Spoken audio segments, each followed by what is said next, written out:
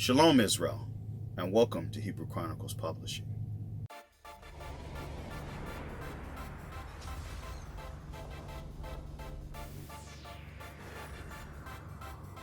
Today's segment is going to be on character creation. Now, like every other character that has been made, you have to have a reference for your character. As an example, Superman, right? From Superman, you have a lot of different characters that came out because everybody wanted to be a replicant of the Man of Steel, such as Shazam. Shazam is a more Greek version of Superman.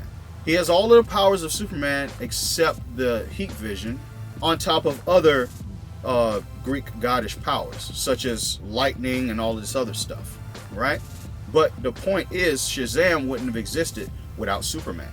Superman is supposed to be an Israelite. His name, Kal-El, means the voice or the power of God. That's Hebrew. So when you create a character, to keep him from being a walking contradiction, give him a reference. The reference is to keep your character from looking like he's doing this, then he's doing that. It doesn't fit the morality of the character or the personality of the character. He seems like he's doing this and then he'll do that. And that's supposed to go against his character.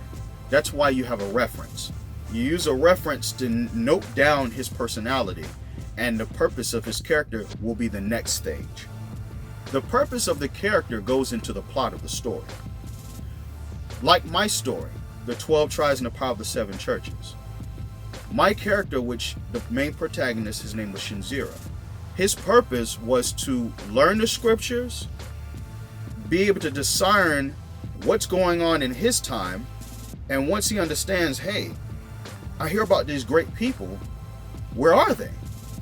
Obviously, when you read the scriptures, they're in captivity. But he's thinking in his time. He was like, well, this is in ancient times. Where are these people today? The Lord has always been speaking to us through the same notations. We are always in the same position because the mindsets of us have not changed. We always want to do things outside of God. So God spoke to Shinzira. Shinzira learned the scriptures, and he says, okay, Lord, I'm going to accept this journey that you're giving me and this responsibility that comes with it. And the Lord gave him power, which will be the next stage. So when you actually create a character, you give him a reference. The next thing after that is to give him purpose, which is the plot. And of course, you can't have a great story without a character having superpower. So whatever the superpowers you might actually want to be able to illustrate, give him something or her something that makes them stand out from all of the other people.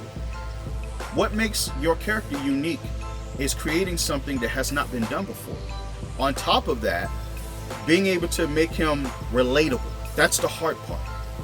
Being able to make him supernatural or spiritually inclined, whether it be physical or mental, because not all of the prophets had spiritual power. Some of them were just very intelligent, such as King Solomon. King David had superhuman strength, speed, agility. He was able to leap over walls. You didn't hear about Solomon doing that. But Solomon was gifted with the power of the mind.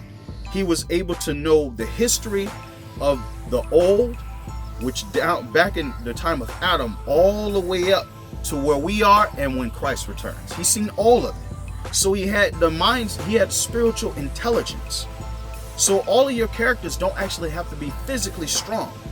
They can be mentally strong, which all of us actually are striving to be, according to thus saith the Lord. But you want to give your character some form of power to interest your audience. Whenever you get the opportunity, make sure that you visit www.hebrewchronicles.com. Donate to actually help fund this channel, help fund this machine that we're trying to build in Israel. Because the company Hebrew Chronicles Publishing is not for me, it's for the nation of Israel.